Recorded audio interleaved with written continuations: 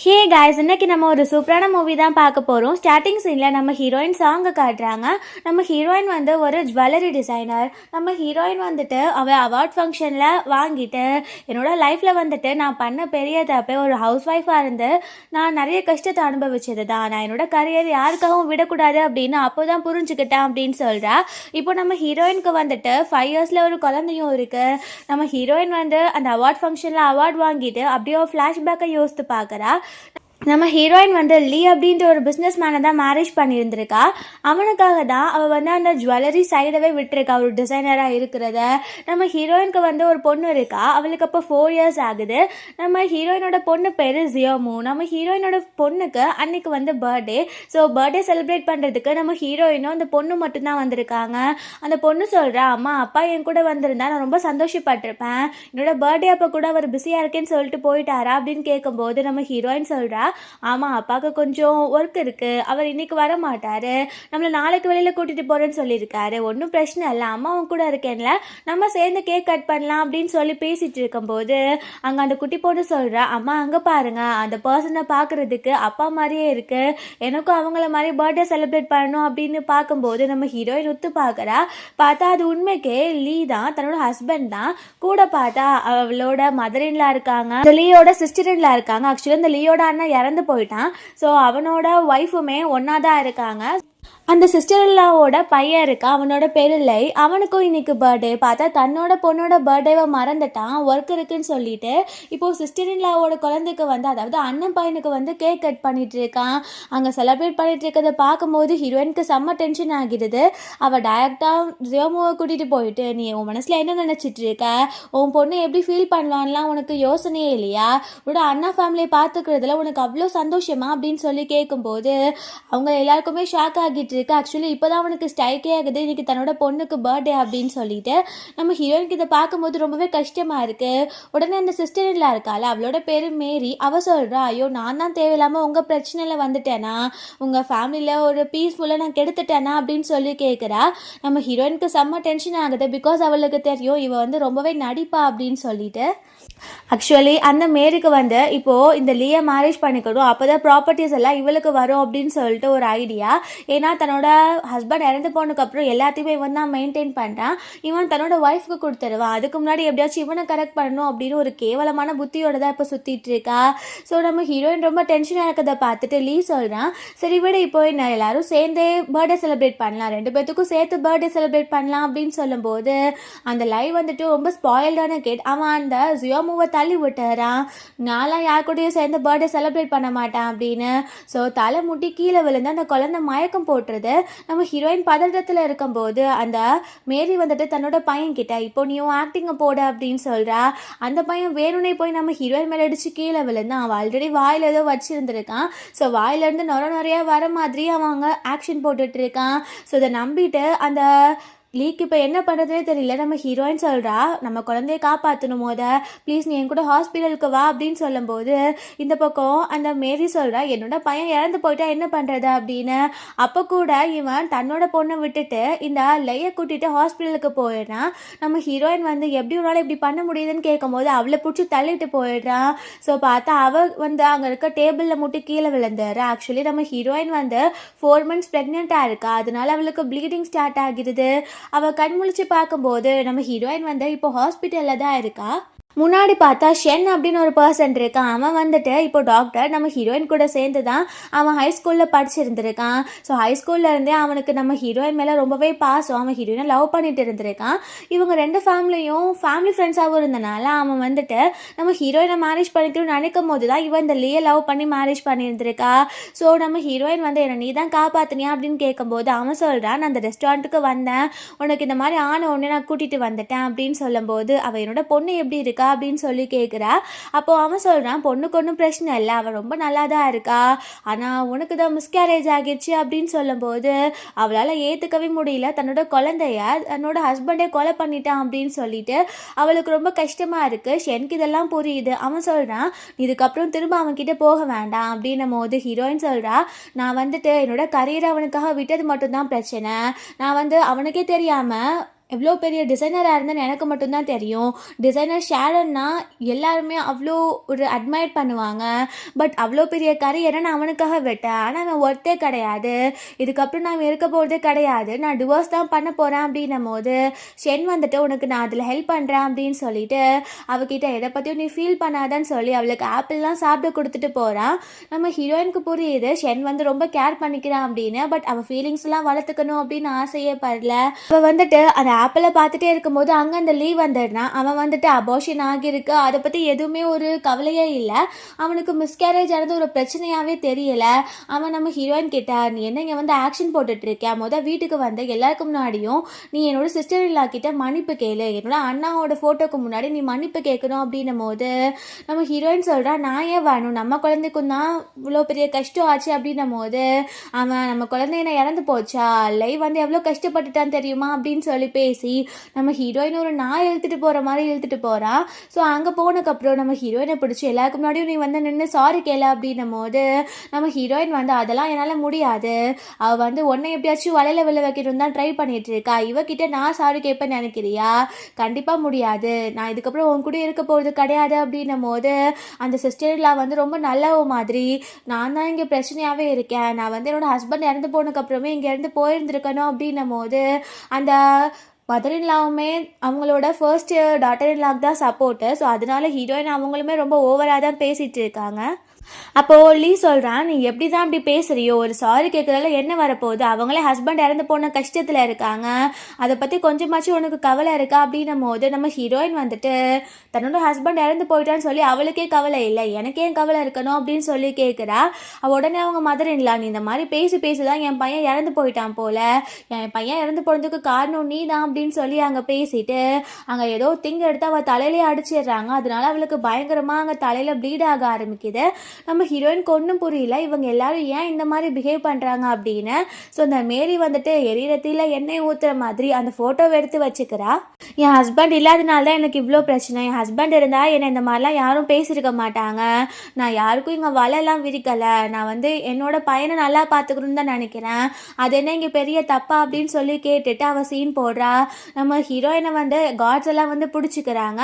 Heroine சொல்கிறா கண்டிப்பாக இதுக்கப்புறம் நீ வந்து என்கிட்ட மறுபடியும் ஒரு சான்ஸ் கேட்டால் கூட உனக்கு நான் கொடுக்க போகிறது கிடையாது, நீ ரொம்ப மோசமானவன், நான் வந்து உன்னை டிவோர்ஸே பண்ண போகிறேன் அப்படின்னும் போது லீ சொல்கிறேன் ஓ அப்படி வேற உனக்கு ஐடியா இருக்கா, இப்போ யாரும் உனக்கு புதுசாக ஃப்ரெண்டு கிடச்சிருக்காங்கன்னு நினைக்கிறேன், அதனால தான் நீ வந்துட்டு என்ன வேண்டான்னு சொல்கிற அப்படின்னு ரொம்ப மோசமாக பேசுகிறான். ஸோ இதை கேட்கும்போது அவளுக்கு ரொம்ப கஷ்டமாக இருக்குது. பிகாஸ் அவள் தன்னோட ஹஸ்பண்ட்காக கரியரை விட்டுருக்கா, ரொம்ப லாயலாக இருந்திருக்கா, இந்த மாதிரி இருக்கும்போது அவன் எப்படி இந்த மாதிரிலாம் பேச முடியும் அப்படின்னு அவளுக்கு மனசுக்குள்ளே தோணிட்டு இருக்கு. ஸோ இதுக்கப்புறம் இவனுக்கு லைஃப்பில் இன்னொரு சான்ஸ் கொடுக்கவே கூடாது அப்படின்னு முடிவு பண்ணிடுறா. அப்போது அந்த லீவ் வந்துட்டு நீ பண்ணதுக்கு வந்துட்டு நீ சாரி கேட்க மாட்டேன், ஆனால் உனக்கு என்னால் பனிஷ்மெண்ட் கொடுக்க முடியும்ல அப்படின்னு சொல்லி நம்ம ஹீரோயினோட கை விரலை பிடிச்சி அவன் அந்த கட்டிங் பிளேட் மாதிரி இருக்கிறத வச்சு அவளோட நெயில்ஸ் எல்லாம் கட் பண்ணுறான். பார்க்கவே ரொம்ப கொடூரமாக இருக்குது, இப்படிலாம் ஒருத்தவங்க பண்ண முடியுமா அப்படின்னு தோணிட்டுருக்கு. நம்ம ஹீரோயினுக்கு ரொம்ப கஷ்டமாக இருக்குது. பார்த்தா இந்த மாதிரி அவன் அடிச்சு இழுத்துட்டு போனான்ற விஷயம் ஷெனுக்கு தெரிஞ்சனால அவன் இங்கே பார்க்குறதுக்காக வந்துட்டான். ஷென் வந்துட்டு ஒரு பெரிய பிஸ்னஸ் மேன், அவன் சொல்கிறான் கண்டிப்பாக உன்னோட ஃபேமிலி பேங்க்ரப்டாக தான் ஆக போகுது, எப்படி ஒரு பொண்ணை இப்படியும் நல்லா ட்ரீட் பண்ண முடியுது, உனக்கு கொஞ்சமாச்சும் அறிவு இருக்கா அப்படின்னு சொல்லிட்டு அவன் கேட்குறான். நம்ம ஹீரோயினை வந்து அவன் சேவ் பண்ணுறதை பார்த்த உடனே ஓ இதனால தான் இவன் என்ன வேண்டான்னு சொல்கிறேன்னு நினைக்கிறேன், எனக்கு இப்போ எல்லாமே தெளிவாக புரிஞ்சிருச்சு அப்படின்னு பேசும்போது ஷென் வந்துட்டு இதுக்கப்புறம் இவளை நீ நினச்சாலும் பார்க்க முடியாது அப்படின்னு சொல்லி நம்ம ஹீரோயினை அங்கேருந்து கூட்டிகிட்டு போயிடுறான். ஸோ இந்த பக்கம் பார்த்தா அவன் போனதுக்கப்புறம் அசிஸ்டன்ட் ஓடி வந்து சொல்கிறாங்க பாஸ் நம்ம கம்பெனியில் வந்து ஸ்டாக்ஸ் எல்லாம் ரொம்ப குறைஞ்சி போச்சு, யாருமே அதில் இன்வெஸ்ட் பண்ண மாட்டோம்னு சொல்கிறாங்க, ஏதோ பெரிய பிரச்சனை, இப்படியே போச்சுன்னா கம்பெனி பேங்க்ரப்ட் ஆகிரும் அப்படின்னு சொல்லும் போது அவனுக்கே ரொம்ப பயமாகிருது. அப்புறம் ஆஃப்டர்நூன் போல் காட்டுறாங்க, எல்லாருமே சேர்ந்து அங்கே லன்ச் சாப்பிட்டுட்டு இருக்காங்க. அங்கே பார்த்தா மெய்ட் வந்து ஃபுட்டெல்லாம் சர்வ் பண்ணுறாங்க. அந்த ஃபுட்டெல்லாம் சுத்தமாக சாப்பிடவே முடியாத மாதிரி இருக்குது. ஏன்னா இதுக்கு முன்னாடி நம்ம ஹீரோயின் தான் எல்லா சமையலும் பண்ணி எல்லாமே பார்த்துப்பா. பட் இப்போ அவள் இல்லாதனால இவங்களுக்கு இந்த ஃபுட்டெல்லாம் பிடிக்கவே இல்லை. அந்த லே இருக்கான்ல அவன் சொல்கிறான் இது என்ன சாப்பாடு, எனக்கு இதை சாப்பிடவே பிடிக்கல அப்படின்னு சொல்லிட்டு. அப்போது அந்த லே வந்து கேட்குறான் என்னாச்சு, ஏன் ஃபுட்டெல்லாம் இவ்வளோ மோசமாக இருக்குது, சுத்தமாக டேஸ்ட்டே இல்லை அப்படின்னும் போது அந்த மெய்ட் சொல்கிறாங்க எப்போவுமே நாங்கள் சமையல் பண்ண மாட்டோம், இருக்கும். எப்போவுமே மேம் தான் வந்துட்டு எல்லா இன்க்ரீடியன்ஸையும் அவங்களே ரெடி பண்ணி சமையல் பண்ணுவாங்க. ஸோ அது ரொம்ப பர்ஃபெக்டாக இருக்கும். பட் இப்போது எங்களுக்கு எப்படி தெரியுதோ அந்த மாதிரி தானே சமைக்க முடியும். நாங்கள் எப்படி அவங்கள மாதிரி சமைக்க முடியும், நீங்களே சொல்லுங்கள் அப்படின்னு கேட்குறாங்க. ஸோ அப்போது பார்த்தா அந்த லீக்கு புரியுது, வீட்டில் அவள் ரொம்ப வேலை பார்த்துருக்கா அப்படின்னு அவன் மனசுக்குள்ளே அவனே கொஷின் பண்ணுறான். ஹவுஸ் ஒய்ஃபாக இருக்கிறது என்ன அவ்வளோ கஷ்டமா, எல்லா வேலையும் அவளே தான் பண்ணியிருக்க மாதிரி தெரியுது, அவள் இல்லைன்னா உடனே வீடு மாதிரி இல்லை அப்படின்னு சொல்லி யோசிக்கிறான். அந்த லை சும்மா சும்மா அழுதுட்டு இருக்கான். நான் வந்து நல்ல சாப்பாடு இருந்தால் தான் சாப்பிடுவேன், எனக்கு இதை சாப்பிடவே பிடிக்கல அப்படின்னு சொல்லி. லியோட அம்மாவுக்கு அவன் ரொம்ப செல்லம். ஸோ செல்லம் கொடுத்துட்டு இருக்காங்க அவன்கிட்ட. நீ வந்துட்டு இந்த மாதிரி பண்ணாத அப்படி இப்படின்னு சொல்லிட்டு. அங்கே பார்த்தா இருக்க அந்த லீக்கு ரொம்ப டென்ஷன் ஆகிடுது. அவன் என்ன தான் உன் பிரச்சனை, சோறு தான் முக்கியமா, வாழ்க்கையில் என்னென்னமோ பிரச்சனை நடந்துட்டு இருக்கு, நீ உன்னோட தொல்லை பண்ணிட்டு இருக்க அப்படின்னு சொல்லி கத்தி விட்டுறா. அதில் இன்னும் அழ ஆரம்பிச்சோடனே அந்த மேரி சொல்கிறா, இந்த மாதிரி ஒரு சின்ன பையன்கிட்ட பேசவே கூடாது, அவன் வந்து இந்த மாதிரி பண்ணனா அவனை சமாதானம் தான் படுத்தணும், நம்ம திட்டினோன்னா அவனுக்கு இன்னும் தான் கஷ்டமாக இருக்கும் அப்படின்னு சொல்லிட்டு அவள் ஒரு பக்கம் அவன்கிட்ட பேசிகிட்டு இருக்கா. பட் லீ வந்து ரொம்ப டென்ஷன்லேயே தான் இருக்கான். இந்த பக்கம் ஹாஸ்பிட்டலில் காட்டுறாங்க. நம்ம ஹீரோயின் கிட்ட ஷென் வந்து பேசுனா, இப்போ உனக்கு எல்லாமே ஓகே தான், நீ எதுக்கும் கவலைப்படாத அப்படின்னும் போது நம்ம ஹீரோயின் சொல்கிறா, நான் திரும்ப என்னோட டிசைனர் ஃபீல்டுக்கே போகிறேன், அந்த ஐடென்டிட்டி தான் எனக்கு வேணும் அப்படின்னு சொல்லிட்டு. அப்போது ஷென் வந்துட்டு, நான் ஷாரன் வந்து திரும்ப டிசைனிங் வேர்ல்டுக்குள்ளே ரிட்டர்ன் ஆகுறாங்க அப்படின்னு சொல்லி ஒரு பார்ட்டி அரேஞ்ச் பண்ணினா போதும், திரும்ப உன் கரியர் உன் கையில் தான் இருக்கும் அப்படின்னு சொல்கிறான். நம்ம ஹீரோயின் வந்து அதை எனக்காக அரேஞ்ச் பண்ண, மித்ததெல்லாம் நான் பார்த்துக்கிறேன் அப்படின்னு சொல்கிறா. பிகாஸ் அவகிட்ட ஆக்சுவலி இப்போது அந்த வீடு, அந்த ப்ராப்பர்ட்டிஸ் எல்லாமே நம்ம ஹீரோயினோடது தான். அதில் இருந்துட்டு அவங்க இவ்வளோ ஆட்டம் போட்டுட்ருக்காங்க. நம்ம ஹீரோயின் கிட்ட நிறைய பணம் இருக்குது. பட் அவள் எப்போவுமே அதை யூஸ் பண்ணி அவள் ஒரு பெரிய ஆள் அப்படின்ற மாதிரி வீட்டில் காட்டிக்கிட்டதே கிடையாது. இப்போ வந்துட்டு அதெல்லாம் யூஸ் பண்ணுறதுக்கு நேரம் வந்துருச்சு அப்படின்னு ஹீரோயின் சொல்லிட்டு இருக்கா. இந்த பக்கம் நைட் காட்டுறாங்க. இந்த லீ வந்துட்டு அவனுக்கு இப்போது இன்வெஸ்ட்மெண்ட்டும் கம்மி ஆகுது. ஸோ அவனுக்கு வந்து ஒரு டிசைனரோட தேவை இருக்குது. அவங்களோட இன்வெஸ்ட்மெண்ட் அவனுக்கு ரொம்ப முக்கியம். ஸோ அவனுக்கு இன்விடேஷன் வந்திருக்கு, இந்த மாதிரி ஷாரன் வந்துட்டு டிசைனிங் வேர்ல்டுக்குள்ளே ரிட்டர்ன் ஆகுறாங்க அப்படின்னு. ஸோ அடுத்த நாள் போயிட்டு அவங்கக்கிட்ட அவங்க வீட்டில் ஒரு ஆன்செஸ்டரான ஒரு வேஸ் இருக்குது. ஸோ அதை கொண்டு போய் அவங்கக்கிட்ட கொடுத்தா அவங்க ரொம்ப இம்ப்ரெஸ் ஆகிடுவாங்க. அதுக்கப்புறம் அவங்கக்கிட்ட பேசி இன்வெஸ்ட்மெண்ட் வாங்கலாம் அப்படின்ற ஒரு ஐடியாவில் இருக்கான். அவங்களோட அம்மாவுமே அதை தான் சொல்கிறாங்க, அந்த வேஸ் வந்துட்டு 70 years ஓல்டு. ஸோ அதெல்லாமே அந்த டிசைனருக்கு பிடிக்கும்னு நினைக்கிறேன். ஷாரன் கிட்ட இருந்து நம்ம இன்வெஸ்ட்மெண்ட் வாங்கிட்டோனாலே நம்ம கம்பெனியை யாராலையும் அடிச்சிக்க முடியாது அப்படின்னு பேசுகிறாங்க. ஸோ அவனுமே அதுக்கு ஓகே அப்படின்னு சொல்லி நெக்ஸ்ட் டேக்காக ரொம்ப ஈகராக வெயிட் பண்ணிட்டு இருக்கான். ஸோ நெக்ஸ்ட் டே அந்த பார்ட்டி நடக்க போகுது. அதுக்கு முன்னாடி ஷாரன் வந்து முன்னாடியே அதாவது நம்ம ஹீரோயின் முன்னாடி டிசைன் பண்ண ஜுவல்லரிஸ் எல்லாமே அங்கே வச்சிருக்காங்க. ஸோ இந்த மேரி, லீ, அதுக்கப்புறம் அவங்க அம்மா எல்லாருமே சேர்ந்து தான் அதெல்லாம் பார்த்துட்டு இருக்காங்க.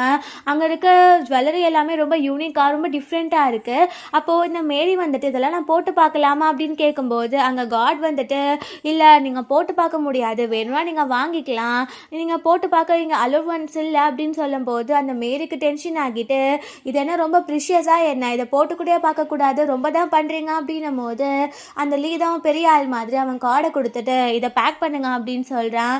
அவங்க கார்டை செக் பண்ணி பார்த்துட்டு உங்ககிட்ட 30 மில்லியன் மட்டும்தான் இருக்குது, பட் இந்த நெக்லஸ் வந்துட்டு 70 மில்லியன் இருந்தால் உங்களால் இதை வாங்க முடியும் அப்படின்னு சொன்ன உடனே அவனுக்கு ரொம்ப ஷாக்கிங்காக இருக்குது. ஏன்னா இந்த நெக்லஸ் போய் 70 மில்லியனா, இது என்ன அவ்வளோ வேல்யூபிளாக, அந்த ஷாரன் வந்து ரொம்ப பெரிய ஆள் அப்படின்னு சொல்லிட்டு அவனுக்கு அப்போ தான் புரியவே வருது.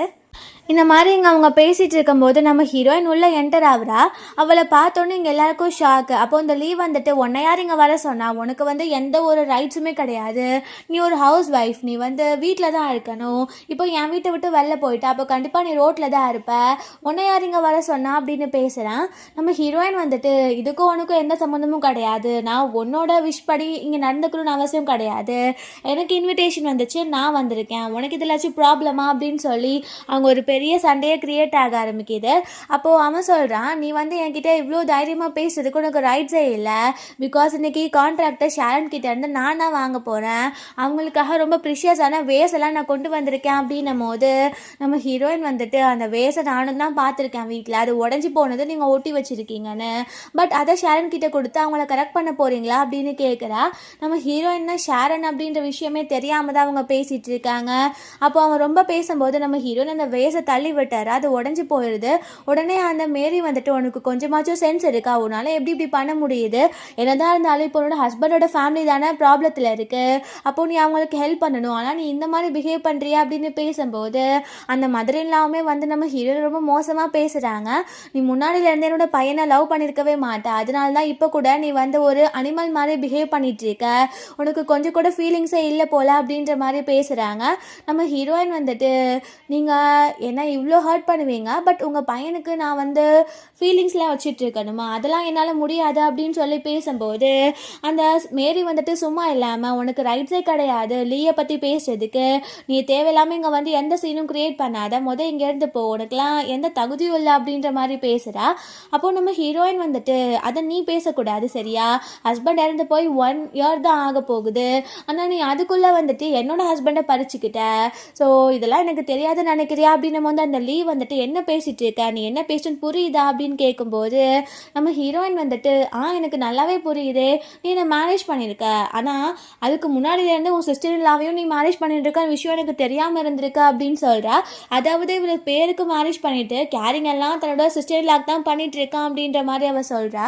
அப்போ அவன் நீ தேவையில்லாமல் இந்த மாதிரி மோசமாக பேசாத, எனக்கே சிஸ்டர் இல்லாம் முக்கியம், நான் கேர் பண்ணிக்கிட்டேன், உனக்கு அதில் என்ன பிரச்சனை அப்படின்னும் போது நம்ம ஹீரோயின் சொல்கிறா, நீ கேர் பண்ணிக்கிறதுல எனக்கு பிரச்சனை கிடையாது, என்னையும் கன்சிடர் பண்ணு, நம்ம குழந்தையும் கன்சிடர் பண்ணுன்னு தான் சொன்னேன், மனசாட்சியே இல்லாமல் என் வயிற்றில் வளர்ந்த குழந்தைய நீ கொண்டுட்ட, இதுக்கப்புறம் உன்கிட்ட நான் ஏன் பேசணும், இதுக்கப்புறம் கொஞ்சம் கூட உன் மேலே எனக்கு பாசம் வரப்போகிறதே கிடையாது அப்படின்னு அவங்க ஒரு பெரிய சண்டையே வந்துடுது. அப்போது நம்ம ஹீரோயின் சொல்கிறா, என்னமோ நான் வந்துட்டு உன் அண்ணாவை கொலை பண்ணிட்டேன்ற மாதிரி பேசுகிறாங்க, எனக்கு தெரிஞ்சு வேணும்னே உன் கூட இருக்கணும் தான் உன் சிஸ்டர்லாவே கொலை பண்ணியிருப்பா அப்படின்னு பேசின உடனே அவங்க மதுரைலாம் வந்துட்டு என் பையனை இறந்து போயிட்டான், ஆனால் அவனை பற்றி நீ எப்படிலாம் பேசிகிட்டு இருக்கா அப்படின்னு சொல்லி அங்கே கத்திட்டு இருக்காங்க. நம்ம ஹீரோயின் அடிக்க வரும்போது அவங்கள தள்ளிடுறா, ஸோ அவங்க போய் கீழே விழுந்துடுறாங்க. உடனே அந்த மேரி வந்துட்டு பெரியவங்களுக்கு கூட நீ மதிப்பு கொடுக்காம எப்படி பிஹேவ் பண்ணுற அப்படின்னு சொல்லி அங்கே பேசிகிட்டு இருக்கா. அப்போது அந்த லீ வந்துட்டு என்னோட வேஸை உடச்சல, ஃபர்ஸ்ட் இப்போ 10 மில்லியனை இங்கே எடுத்து வை, இல்லைனா உனக்கு என்ன நடக்கும்னு தெரியாது அப்படின்னு அவன் அங்கே ஹீரோயினை மிரட்டிட்டு இருக்கும்போது அங்கே ஷென் வந்துடுறா, இங்கே என்ன தேவையில்லாமல் அராஜகம் பண்ணிட்டு இருக்கீங்க அப்படின்ட்டு. உடனே இந்த லீ வந்துட்டு இதோ வந்துட்டான்ல, இவனால தானே நீ வந்து என்ன வேண்டான்னு சொல்லிட்டு இருக்க, எனக்கு எதுவுமே தெரியாதுன்னு நினைக்கிறியா, எனக்கு எல்லாமே தெரியும், நீ மேரேஜ்க்கு முன்னாலேருந்தே இவன் கூட அஃபேரில் தான் இருந்திருக்கா, என்கிட்ட நடிச்சிட்டு இருக்க, அந்த குழந்தை கூட என்னோட தானே தெரியல அப்படின்ற மாதிரி ரொம்ப ஓவராக பேசிடுறான். ஸோ ஷென்னுக்கே டென்ஷன் ஆகிடுது. நம்ம ஹீரோயின் அவன் கணத்தில் அரைஞ்சிட்டு இதுலேயே தெரிஞ்சிச்சு உன் புத்தி என்னன்னு, ஸோ தேவையில்லாமல் நீங்கள் எந்த சீனும் க்ரியேட் பண்ணாத அப்படின்னும் போது ஷென் சொல்கிறான், உனக்கு என்ன பணம் தானே வேணும், பணத்தை வாங்கிக்கோ அப்படின்னு அவன் செக்கை எழுதி தூக்கி போடுறான். ஆக்சுவலி ஷென் வந்துட்டு ஒரு நார்மல் பர்சன் அப்படின்னு அவங்க நினச்சிட்டு இருக்காங்க, பட் அவன் ஒரு பெரிய குரூப்போட ஓனர் அப்படின்னு சொல்லிட்டு அந்த செக்கை பார்க்கும் போது அவங்களுக்கு தெரியுது. ஸோ அங்கே ப்ரோக்ராம் ஸ்டார்ட் ஆக போகுது அப்படின்னு சொல்லிட்டு எல்லாருமே அங்கேருந்து போயிடுறாங்க. அப்புறம் அங்கே அந்த ப்ரோக்ராமே ஸ்டார்ட் ஆக போகுது, இவங்க எல்லாருமே ரொம்ப ஈகராக வெயிட் பண்ணிட்டு இருக்காங்க, அந்த ஷாரன் வந்து யாராக இருக்கும் அப்படின்னு சொல்லிட்டு. ஸோ அங்கே பார்த்து ஃபர்ஸ்ட்டு ஷென் தான் வந்து எல்லாருக்குமே க்ரீட்டிங்ஸ்லாம் பண்ணிவிட்டு அவங்க அவங்கக்கிட்டலாம் இன்ட்ரடியூஸ் பண்ணிகிட்டு இருக்கேன், இந்த மாதிரி ஷாரன் வந்துட்டு டிசைனிங் வேர்ல்டுக்குள்ளே திரும்ப வந்துட்டாங்க அப்படின்னு சொல்லி. அவன் நம்ம ஷாரனை இன்வைட் பண்ணலாம் அப்படின்னு சொல்லும்போது உள்ள ஹீரோயின் தான் என்ட்ரு ஆகுறா. அதை பார்க்கும்போது இவங்களுக்குலாம் செம்ம ஷாக்கிங் ஆகிட்டு இருக்கு. ஹீரோயின் போயிட்டு அவங்க எல்லார்கிட்டையுமே ஸ்பீச் கொடுக்குறா, இதுக்கப்புறம் யாருமே நான் தடுக்க முடியாது, நான் எல்லாமே என் வாழ்க்கையில் புரிஞ்சுட்டு தான் வந்திருக்கேன் அப்படின்ற மாதிரி பேசுகிறா. ஸோ இப்போ தான் லீக்கே புரியுது நம்ம ஹீரோயினுக்கு வந்து இவ்வளோ பெரிய பேக்ரவுண்ட் இருந்திருக்கு அப்படின்னு சொல்லிட்டு. இதை வந்து அவளோட மதரின்லாம் அதுக்கப்புறம் அந்த மேரியால் நம்பவே முடியல, உண்மைக்கு இவ இவ்வளோ பெரிய ஆளா அப்படின்னு சொல்லிட்டு அவங்க யோசித்துட்டு தான் இருக்காங்க.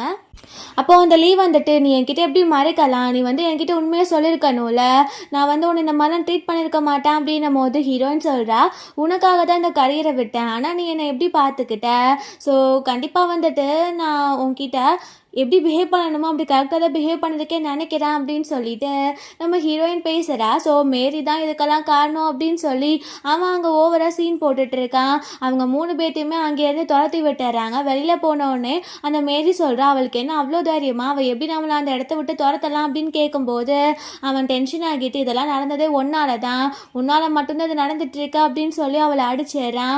அப்போ அவள் என்ன என்னால் நடக்குது எல்லாமே நான் சொல்கிறதுக்கு சரி சரின்னு கேட்டுட்டு இப்போ நான் தான் காரணம்னு சொல்லிட்டு இருக்கியா, இதுக்கெல்லாம் நான் வந்து ஒத்து போகிற மாதிரி இல்லை அப்படின்னு சொல்லி அவங்க பெரிய சீனை கிரியேட் பண்ண ஆரம்பிச்சிடுறாங்க. காட்டுறாங்க. இப்போ மதர்-இன்-லாக்குமே ஞான உதயம் வந்துடுது போல. ஸோ வந்து மேரி கிட்ட உன்னால தான் பிரச்சனை. நீ வந்து அவ்வளோ சீன் அன்னைக்கு கிரியேட் பண்ணல அப்படின்னா இந்த வீட்டை விட்டு அவள் போயிருக்கவே மாட்டா. நம்மளுக்கும் எந்த பிரச்சனையும் வந்திருக்காது அப்படின்னு பேசுகிறாங்க. அப்போது மேரி வந்துட்டு என்ன எல்லாரும் தேவையில்லாமல் என் மேலே பழி போட்டுட்ருக்கீங்க. என்னமோ நான் மட்டும்தான் தப்பாக பண்ண மாதிரி. நீங்கள் எல்லாருமே அவளை ரொம்ப மோசமாக தான் ட்ரீட் பண்ணீங்க. அதை உங்களுக்கு ஞாபகம் இருக்கா அப்படின்னு சொல்லி கேட்குறா. அப்போது இந்த லீவ் வந்துட்டு கண்டிப்பாக நான் அவகிட்ட திரும்ப போகணும். என் ஒய்ஃப் இல்லாமல் நான் வாழ முடியாது அப்படின்னு சொல்லிட்டு அவன் அங்கே சீன் போட்டுட்டு இருக்கும்போது ஜியோமோ வந்து அவளை பார்க்கறதுக்காக வந்திருக்கா. அந்த குட்டி பொண்ணு வந்து அப்பா நான் உங்களை ரொம்ப மிஸ் பண்ணேன்னு சொல்கிறா. என்னதான் இருந்தாலும் குட்டி பொண்ணு இல்லையா, அதனால இந்த மாதிரி பேசிகிட்டு இருக்கா. அப்போது அந்த லீ கேட்குறான், இப்போ அப்பா திரும்ப வந்தால் அம்மா ஏற்றுப்பாங்களா அப்படின்னு கேட்கும்போது ஜியோமோ சொல்கிறா, அம்மா கண்டிப்பாக உங்களை ஏற்றுப்பாங்க எனக்காக அப்படின்னு பேசும்போது அவன் கண்டிப்பாக இன்றைக்கி அம்மா வந்து பார்க்குறேன் நீ போ அப்படின்னு சொல்லி அனுப்பி விட்டுறான். ஸோ அப்புறம் காட்டுறாங்க நம்ம ஹீரோயின் வந்து அவள் கம்பெனியில் அங்கே எம்ப்ளாயீஸ் கிட்டலாம் பேசிகிட்டு இருக்கும்போது ஜியோமோவை காணும் அப்படின்னு அவளுக்கு அப்போ தான் தோணுது. பார்த்தா ஜியோமோ வந்து கம்பெனியில் தான் இருந்திருக்கா. நம்ம மதர்-இன்-லாவும் அந்த மேரியும் சேர்ந்து அந்த குழந்தைய கடத்திட்டு போய் வச்சுட்டு இவளை மிரட்டி எப்படியாச்சும் ஃபேமிலிக்குள்ளே கூட்டிகிட்டு வந்துடலாம் அப்படின்ற மாதிரி ஒரு பிளான் போட்டு அங்கேருந்து அந்த குட்டி பொண்ணை இழுத்துட்டு போயிட்டு இருக்காங்க. அப்போது கரெக்டாக நம்ம ஹீரோயின் வந்துட்டு என்ன பண்ணிட்டு இருக்கீங்க அப்படின்னு சொல்லி எப்படியோ குழந்தைய பிடிச்சி இழுத்துடுறா. அப்போது அந்த மதர்-இன்-லா சொல்கிறாங்க, நீ இந்த மாதிரி பண்ணக்கூடாது, என்னோட பையனுக்கு இன்னொரு சான்ஸ் நீ கொடுத்தே ஆகணும், இந்த குழந்தைக்காகவாச்சும் நீ பார்க்கணும் அப்படின்னும் போது ஹீரோயின் சொல்கிறா, நான் அது தப்பு மட்டும் திரும்ப பண்ண போகிறதே கிடையாது, இங்கேருந்து போங்க இல்லைன்னா நடக்கிறதே வேறு அப்படின்னு சொல்லி திட்டி விட்டாரா. அவங்களுமே அங்கேருந்து போயிடுறாங்க. ஸோ இங்கே நம்ம ஹீரோயின் அவள் ஆஃபீஸில் ஜியோமோ கூட உட்கார வச்சு பேசிட்டு இருக்கா. அம்மாவுக்கு வந்துட்டு இதுக்கப்புறம் அந்த ஃபேமிலி கூட போகிறதுக்கு இஷ்டமே கிடையாது. ஸோ அம்மா சொல்கிற பேச்சு மட்டும் தான் நீ கேட்கணும் அப்படின்னும் போது கழுத்தில் அவள் ஏதோ போட்டிருக்க மாதிரி இருக்கு. அப்போது நம்ம ஹீரோயின் கேட்குறா, நீ என்ன போட்டிருக்க அப்படின்னு. அப்போ அந்த குட்டி பொண்ணு வந்து இதை கிராண்ட்மா தான் எனக்கு போட்டு விட்டாங்க அப்படின்னு சொல்லும்போது அதை ஓப்பன் பண்ணி பார்த்தா பிளாக் மேஜிக் பண்ணி ஏதோ ஒன்று அந்த குழந்தை கழுத்தில் மாட்டி விட்டுருக்காங்க. அவள் செம்ம டென்ஷனாக இருக்கும்போது அங்கே லீ பொக்கையோட வந்துட்டு இதெல்லாம் உனக்காக தான் அப்படின்னு சொல்கிறான். ஹீரோயின் தட்டி விட்டுட்டு உன் மனசில் என்ன நினச்சிட்டு இருக்க, உன்னை பார்க்கவே பிடிக்கல, உனக்கும் எனக்கும் டிவோர்ஸ் ஆகிருச்சு, இப்போ எதுக்கு வந்து என்னை டார்ச்சர் பண்ணிட்டு இருக்க அப்படின்னு கேட்கும்போது அவன் சொல்கிறான், நான் எங்கே உன்னை டார்ச்சர் பண்ணேன், நீ வேணும்னு தான் திரும்ப திரும்ப வந்துட்டு இருக்கேன், நம்ம குழந்தைய பற்றி நீ யோசிக்க மாட்டியா அப்படின்னு கேட்கும்போது ஹீரோயின் சொல்கிறா, குழந்தை மேலே அக்கறை இருக்க மாதிரி நீ நினைக்க வேண்டாம், 4 months ப்ரெக்னெண்ட்டாக இருக்கும்போது உன்னால தான் எனக்கு மிஸ்கேரேஜ் ஆச்சு, அதுவும் இல்லாமல் என்னோட குழந்தையோட பர்த்டே அப்போ நீ உன்னோட அண்ணாவோட குழந்தைக்கு போய் கேக் கட் பண்ணிட்டு இருந்த, நீ கேர் பண்ணிக்கிறது பிரச்சனை இல்லை, பட் எங்களை மறந்துட்ட நீ இப்போ வந்து நான் ஒரு பெரிய ஆள்னு தெரிஞ்சோடனே உண்மைக்கே நான் லவ் பண்ணுற மாதிரி ஆக்டிங்லாம் பண்ண வேண்டாம், அது எனக்கு சுத்தமாக பிடிக்கல அப்படின்னு சொல்கிறா. அப்போ அவன் வந்துட்டு எப்படி இந்த மாதிரி உன்னால் பேச முடியுது, இப்போ அந்த ஷென் வந்து உன் வாழ்க்கையில் வந்துட்டான், அதுக்காக நீ வந்து என் கூட இருந்ததெல்லாம் மறந்துடுவியா அப்படின்னு சொல்லி ரொம்ப மோசமாக பேச ஆரம்பிக்கிறான். நம்ம ஹீரோயின் டென்ஷன் ஆகிட்டு, என் குழந்தையும் நானும் உன்கிட்ட வரப்போகிறது கிடையாது, நாங்கள் புது லைஃப்பை ஸ்டார்ட் பண்ண போகிறோம், நீங்கள் இருந்து போகலாம் அப்படின்னு பேசும்போது அவனோட அம்மாவும் அந்த மேரியும் அங்கே வந்துடுறாங்க. ஆக்சுவலி நம்ம ஹீரோயின் வந்து அவளோட ப்ராப்பர்ட்டிஸ் தானே, அது எல்லாமே திரும்ப அவள் ரெட்ரீவ் பண்ணிட்டா, இப்போ எதுலேயுமே அவங்க வாழக்கூடாது அப்படின்ற மாதிரி ஒரு ஆர்டர் கொடுத்துட்டா. அந்த ஆர்டரோடு அவங்க அங்கே வராங்க. அப்போது லீவ் வந்துட்டு இதெல்லாம் கேட்காம உங்களால தான் பிரச்சனை, என் ஒய்ஃப் கூட இதனால தான் சண்டை வந்துட்டு இருக்கு, நீங்கள் 2 பேரும் இங்கேருந்து போங்க அப்படின்னும் போது அவங்க அம்மா சொல்கிறாங்க, நாங்கள் உண்மையை தான் சொல்கிறோம், நம்ம இதுக்கப்புறம் இந்த வீட்டில் வாழ முடியாது போல் அப்படின்னும் போது அவன் கேட்குறான், நீ ஏன் இந்த மாதிரி பண்ண, இது உண்மையா அப்படின்னு கேட்கும்போது நம்ம ஹீரோயின் சொல்கிறான், எனக்கே அங்கே எந்த வேல்யூ இல்லைன்னு தெரிஞ்சு போச்சு, நான் ஏன் என்னோட ப்ராப்பர்ட்டிஸை உங்களுக்கு விற்று தரணும், எனக்கும் உனக்கும் எந்த ஒரு சம்மந்தமும் கிடையாது, நமக்கு டிவோர்ஸ் ஆகிடுச்சு, ஸோ கண்டிப்பாக நான் இப்படி பண்ணி தானே ஆகணும், நான் அங்கேருந்து போகணும் அப்படின்னு சொல்லிட்டு அவன் அங்கேருந்து போகலான்னு ட்ரை பண்ணுறா. ஸோ அப்போ பார்த்தா அவன் வந்துட்டு ஒரு கயிறை வச்சுட்டு நம்ம ஹீரோயினை பிடிச்சிட்டு உடனே நான் விட போகிறதில்ல அப்படின்னு சொல்கிறான். அந்த மேரி வந்துட்டு அந்த குட்டி பொண்ணை கூப்பிட்டுட்டு அங்கேருந்து அவள் போயிட்டுருக்கா. இங்கே நம்ம ஹீரோயினை பிடிச்சி அவன் சேரில் வச்சு கட்ட ஆரம்பிக்கிறான். அப்போ ஹீரோயின் சொல்கிறா, நீ பண்ணுறது ரொம்ப தப்பு, நான் உன்னை வேண்டான்னு சொல்லிட்டேன்னா வேண்டான்னு தான் அர்த்தம், நீ இந்த மாதிரி பண்ணிட்டு இருந்தா கண்டிப்பாக போலீஸில் தான் நான் கேஸ் கொடுப்பேன் அப்படின்னும் போது அவங்க மதர்-இன்-லா சொல்கிறாங்க, நான் வந்து இவளை விடக்கூடாதுன்னு தான் சொன்னேன், கரெக்டு, நீ இப்படி தான் கட்டி வைக்கணும் அப்படி தான் அவங்க ஒரு பக்கம் பேசுகிறாங்க. அவன் வந்துட்டு நீ எப்படி திடீர்னு என்னை வந்துட்டு வேண்டாம் பிடிக்கலன்னு சொல்ல முடியும், நான் தான் உன் ஹஸ்பண்டில் அப்படின்னு சொல்லிட்டு அவன் கத்தியால் குத்த போகிறான்னு பார்த்தா அவன் திரும்ப அந்த கயிறை கட் பண்ணிட்டு நீ எஞ்சிப்போ, நீ சொல்கிறதான் கரெக்டு, நான் ரொம்ப மோசமானவன், நீ போலீஸில் போய் கம்ப்ளைண்ட் கொடு அப்படின்னு சொல்கிறான். நம்ம ஹீரோ ஹீரோயின் அங்கேருந்து எந்திரிச்சு போகலான்னு பார்க்கும்போது அவனோட அம்மா காலில் விழுந்து மன்னிப்பு கேட்குறாங்க, ப்ளீஸ் எங்களுக்கு ஒரு சான்ஸ் கொடு அப்படின்னு. பட் ஹீரோயின் கேட்கல. வெளியில் பார்த்தா இந்த மேரி இருக்கால, இவங்கெல்லாம் கண்டிப்பாக ஒன்று சேர்ந்துப்பாங்க, நம்மளை தான் வீட்டை விட்டு துரத்திடுவாங்கன்னு தெரிஞ்சுட்டு அந்த குழந்தை கழுத்தில் கத்தியை வச்சு மிரட்டிட்டு இருக்கா, என் பக்கத்தில் யாராச்சும் வந்தீங்க இந்த குழந்தை உங்களால் பார்க்க முடியாது அப்படின்னு சொல்லிட்டு நம்ம ஹீரோயின் சொல்கிறா, ப்ளீஸ் இந்த மாதிரிலாம் பண்ணாத அப்படின்னு. அதுக்கப்புறம் எப்படியும் நம்ம ஹீரோயின் போய் அந்த குழந்தைய காப்பாற்றிடுறா. அவள் நம்ம ஹீரோயினை கத்தியால் குத்த போகும்போது ஊடையில் போய் அங்கே லீவ் விழுந்துடுறான். ஸோ அந்த கழுத்துலேயே அந்த கத்தி குத்து பட்டுறது. ஸோ அவனுக்கு நிறைய ப்ளீட் ஆக ஆரம்பிக்குது. அவன் அங்கவே கீழே விழுந்துடுறான். இந்த மேரிக்கு என்ன படனே தெரியாமல் அவன் அங்கேருந்து ஓட ஆரம்பிக்கிறா. அவன் கீழே விழுந்துட்டு ஹீரோயின் கிட்ட, நான் பண்ணது தப்பு தான், என்னை மன்னிச்சிட்டியா அப்படின்னு கேட்கும்போது ஹீரோயின் சொல்கிறா அழுதுட்டே. இன்னுமே அவனுக்கான சாஃப்ட் கார்னர் அவகிட்ட இருக்க தான் செய்யுது. அவள் சொல்கிறா, நான் உன்னை எப்போவும் மன்னிச்சிட்டேன், நீ இறந்து போயிடாத அப்படின்னு பேசிகிட்டு இருக்கும்போது அங்கே கட் பண்ணி காட்டுறாங்க, அவன் இறந்து போயிடுறான். ஸோ அவனோட பாடியை கிரிமேஷனுக்கு அனுப்பணும் அப்படின்ற மாதிரி பேசுகிறாங்க. நம்ம ஹீரோயின் சொல்கிறா, என்னதான் இருந்தாலும் அவன் பண்ண தப்புக்கு தான் உனக்கு இந்த பனிஷ்மெண்ட் அப்படின்னும் போது அங்கே ஷென் சொல்கிறான், கவலைப்படாதீங்க எல்லாமே சரி ஆகிடும் அப்படின்னு. ஸோ இப்படியே இந்த மூவி முடிஞ்சிருது. கண்டிப்பாக எல்லாருக்கும் பிடிச்சிருக்கும்னு நினைக்கிறேன். அப்படி பிடிச்சிருந்தா லைக் பண்ணுங்கள், ஷேர் பண்ணுங்கள், அண்ட் மறந்துடாமல் சப்ஸ்கிரைப் பண்ணுங்கள். By guys.